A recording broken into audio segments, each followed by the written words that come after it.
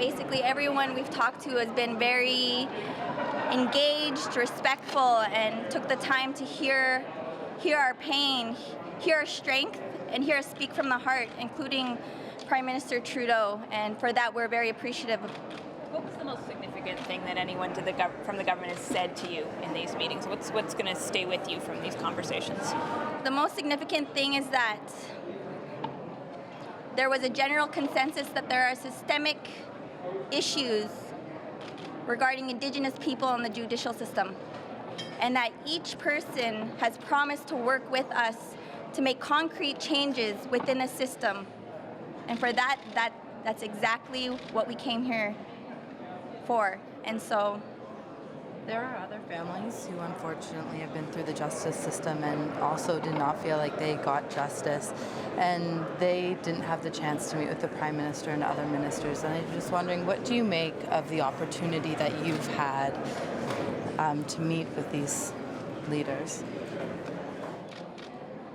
Throughout this entire ordeal, this entire experience, we've had numerous families reach out to us and share their hardships, their trauma, and their losses as well. They've shared their support and understanding and sent prayers in our direction. And as we stand here, we don't just speak for my brother Colten. We represent all those who have also went through the process and received no justice and face all the systemic discrimination that we've endured. We stand here for them, and that's what Justice for Colten is about. I understand you met with some Conservative members as well. Can you tell us what their response was? Everybody was very open. Oh, actually, no, we didn't meet with any Conservatives at all. Oh, no Conservative MPs? I understood that you met with 3 today. No? No. Are they coming up, those meetings? I don't think they are scheduled yet. Thank you. Can I ask, some people are interpreting the fact that you've met with the Prime Minister and several cabinet ministers as the government taking sides in this court case, and I wonder how you feel about that. The way I see it is that they're human beings, and they're acknowledging that Colten was a human being, and they see the loss and the pain that we've endured, and by them reaching out, that's them reaching out as human beings and connecting with us upon our pain and hearing our story. That's what it should be about. But is there a risk that by doing so, it might interfere with a possible appeal? There has been no talk of an appeal with these meetings, so we're letting that system play itself out. We're here just to tell the story of this family and what they've gone through from the beginning when Colten was shot until the verdict was... But what I meant is, by having the Prime Minister and other politicians looking like they're taking sides, could it have an impact on a possible appeal? I don't think so. It's a human issue. It's an issue of Canadian justice and about the inclusion of Indigenous people within the Canadian justice system. So it really is an issue for all of Canadians. Mm-hmm. What confidence do you have now, given that the Prime Minister and the Justice Minister have said they will bring in some unspecified reforms? What confidence do you have that the real issues that you faced will change? Well, their story has been heard. All of the systemic bias and racism and discrimination that they faced in this one case, those issues have been brought out, and we're confident that they listened and they made assurances that they would take those concerns and act on them. So we have faith that they will do that. I'm sorry, did you say you have faith they will do that? Yes. Even though there's been numerous inquiries and commission reports and nothing's changed? Well, yes. At some point things have to change, and we're hopeful that this tragedy is the catalyst for that change. Can I just ask you what the past few days have been like for your family? I mean, you're still coming to terms with this verdict, and now you're in Ottawa advocating on behalf of Colten. Take me through what the family's been through, Colten's mom, how difficult it is. I mean, or does this embolden you to try to fight for him? What is it doing to you? What are you guys going through? I'm not going to lie to you. We are tired. We have heavy hearts. But we see the injustice. We've been quiet for so long with everything that we've endured, and we are ready, and we've been ready to speak out and share our entire story as to what we've endured. And so we stand here with strength, and we stand here with the hope that there can be a difference, that no other family has to endure what we went through, because this has happened all too often within this system. And it needs to stop. Enough is enough, and there needs to be a difference. There needs to be change. And so with that, we stand here with strength. We stand here with support, and we speak from our heart, and we speak with love. And so although we're tired, we're here, and we know something has to change. Who do you blame for the inaction? Because some of these issues that are so important to you, you've been talking, they've been issues for years, decades even. There have been reports on them as well, but there haven't been any changes. Who do you hold responsible for that? It's really a Canadian issue, and it's about including Indigenous people within the justice system. You know, we've had education about residential schools now and about colonial history. So I think that the momentum is just beginning, and hopefully now people will realize that these are serious concerns, and this is a family that this truly happened to, and here's their story. Did you specifically ask the Prime Minister for anything? Did you make any specific requests? We just ask that he hear this family and he take their concerns to his government. Are there specific changes you're looking for, though, that you want to see come out of your meetings? Well, we'd like the Jury Act to be looked at in the selection of juries, and also overall just inclusion of Indigenous people within the justice system. But more specifically, what form could that take? Could you ask that again? Well, you want to have more Aboriginal in the justice system, but what's the tool to achieve that goal?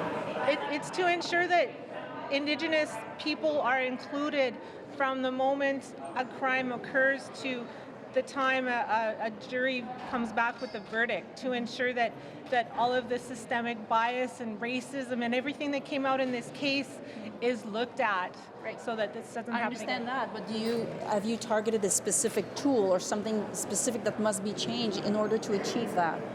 First of all, the Jury Act and the inclusion of Aboriginal jurors within a judicial process, making the whole process more fair and more open for Indigenous people, and looking at some of the systemic racism.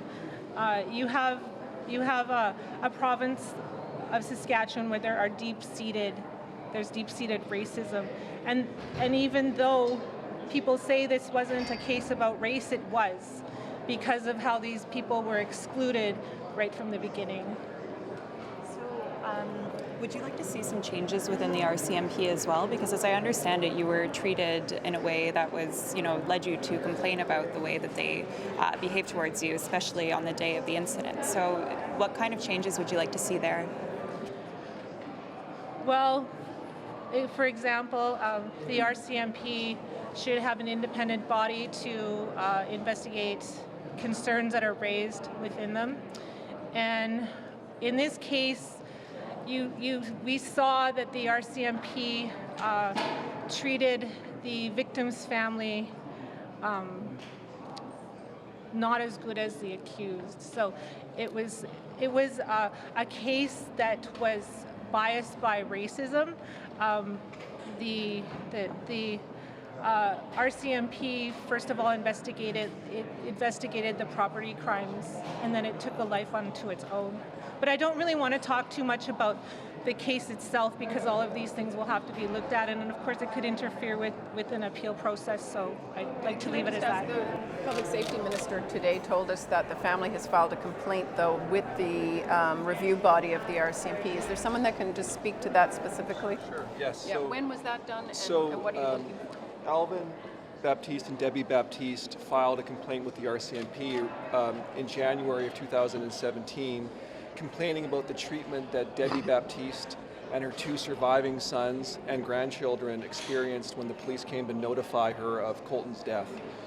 That complaint was investigated by the RCMP, and the RCMP dismissed the complaint against itself.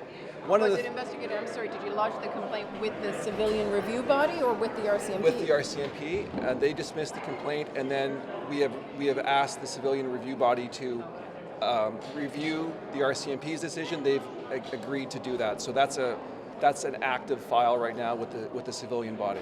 About how long ago did you ask the civilian review? That was, I believe, mid-January of 2018. And they've confirmed in writing that they are going to be reviewing it. Reviewing the RCMP's report as opposed to redoing the investigation? That's a good question. They're reviewing the file. They're reviewing the complaint.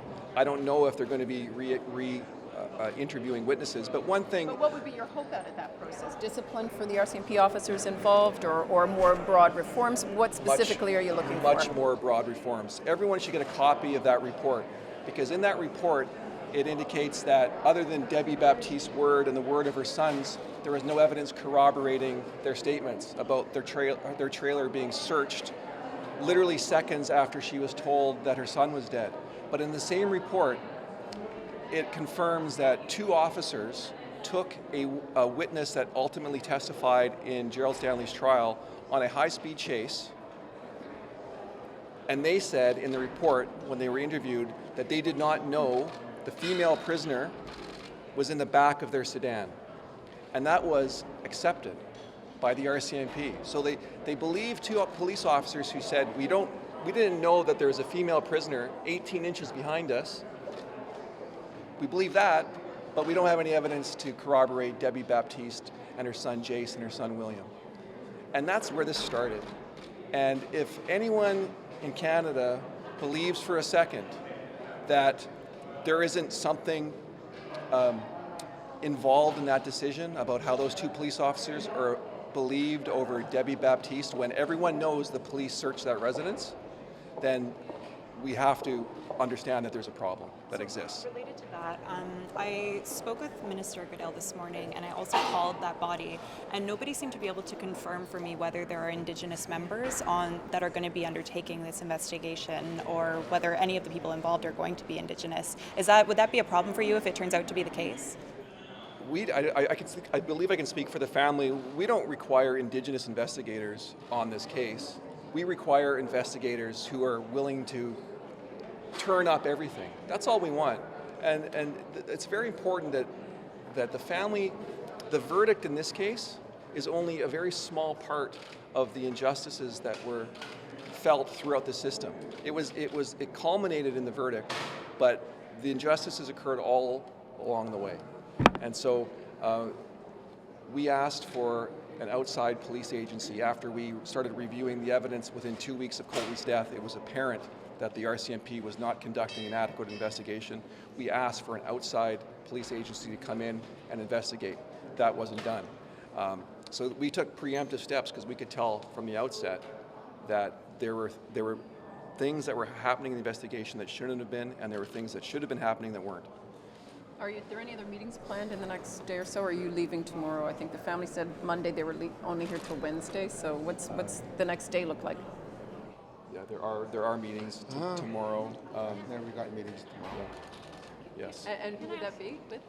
Senator Sinclair in the afternoon, I believe, and Senator Pate in the morning. Senator Pate was very gracious. She welcomed the family at the airport when they arrived, and I think it's fair to say that everybody that we've met with has been extremely gracious and kind to the family, and very humble.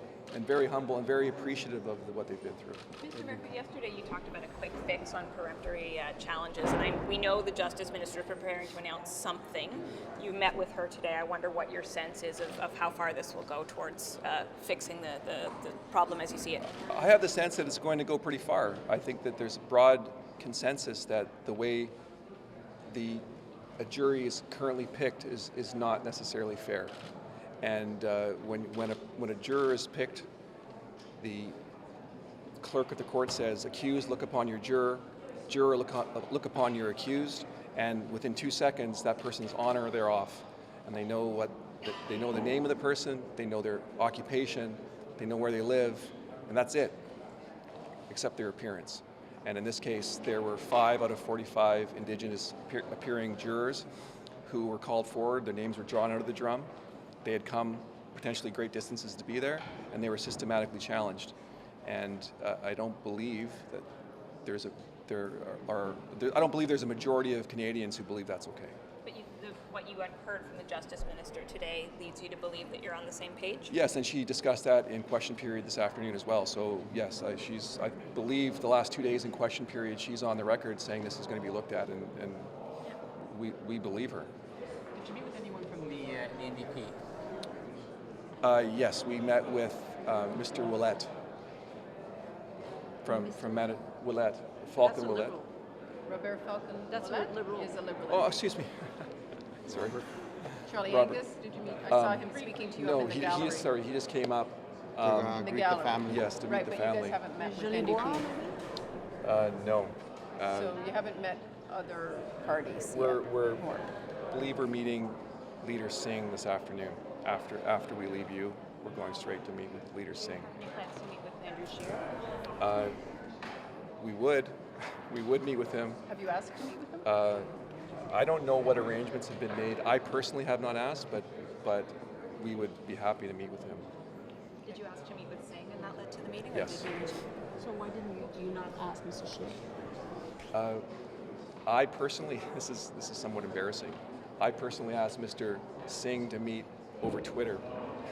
And so we have been, I appreciate it's been 72 hours since this verdict came down, and we are scrambling to get here and to hold as many meetings as we can. This is where we are.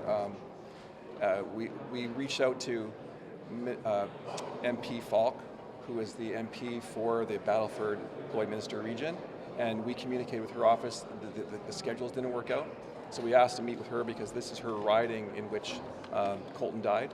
So I believe she's a Conservative MP. Yes. Is she not? Yes, she is. Okay, Yes. all right. I Yeah. understood you to say you hadn't made plans to meet any Conservatives. So. Oh no, sorry, no. I thought you meant the leader, Scheer. No, we've reached out to any Conservative. Oh yes, no. Yeah.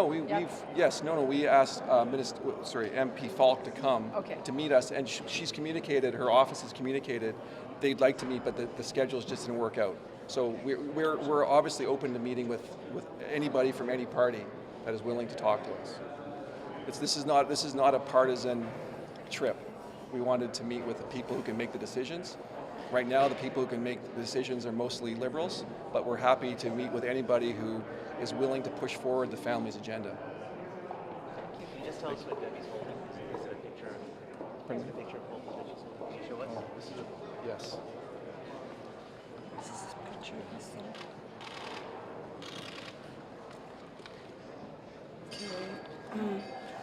I don't really have anything to say, but I am very, very honored to be here.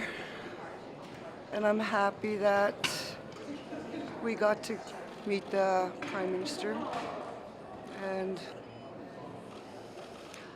we continue praying that something is done and that we could go home and tell the people that we tried hard and we're still going to keep trying and we're going to keep going, and this ain't going to stop until something changes for the better. Yeah.